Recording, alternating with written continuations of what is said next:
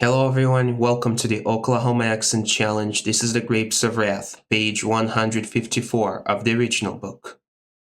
"He was tired anyway," said Tom. "Leave him be." Now they were ready, Grandma getting vague, saying, "What's all this? What you doing now so early?"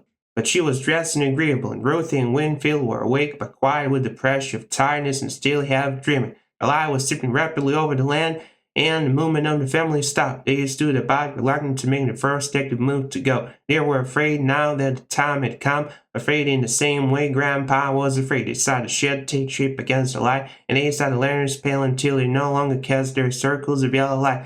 The stars went out few by few toward the west, and still the family stood about like dream walkers, their eyes focused panoramically, seeing no detail, but the whole done, the whole land, the whole texture of the country at once.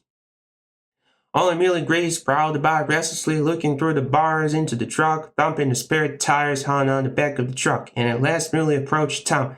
"You going over the staying line?" he asked.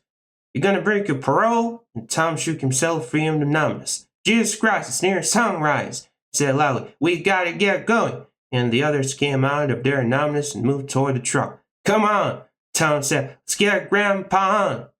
Pa and Uncle John, Tom, and Al went into the kitchen where Grandpa slept, his forehead down in his arms and a line of drawn coffee on the table. They took him under the elbows and lifted him to his feet, and he grumbled and cursed thickly like a drunken man.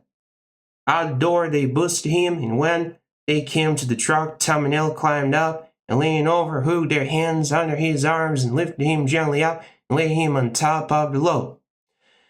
Al untied the tarpaulin, and they rolled him under and put a box under the tarp beside him so that the weight of the heavy canvas would not be upon him.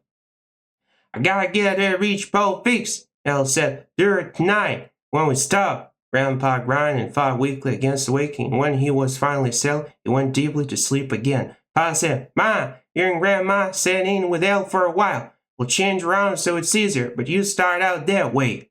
They got into the cab, and then the rest swarmed up on top of the load. Connie and Rosa Sharon, Pa and Uncle John, Ruthie and Winfield, Tom and the preacher, and all stood on the ground looking up at the great load of them sitting on top of the truck. Al walked around looking underneath at the springs. "Holy Jesus," he said, "them springs is flat as hell, like a black thunder." Noah said, "How about the dogs, Pa?" "I forgot the dogs," Pa said. He whistled shrilly. One bouncing dog ran in, but only one. Noah caught him and threw him up on the top, where he sat rigid and shivering at the height. "Gotta leave the other two," Pa called. "Muley, will you look after 'em some? See they don't starve." "Yeah," said Muley. "I'd like to have a couple dogs." "Yeah, take 'em.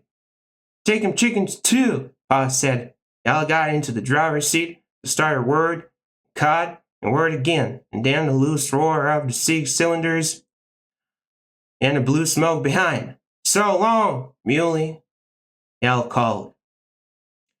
So folks, that's it for today. Thank you so much for watching, and I'll see you next time. Have a wonderful day.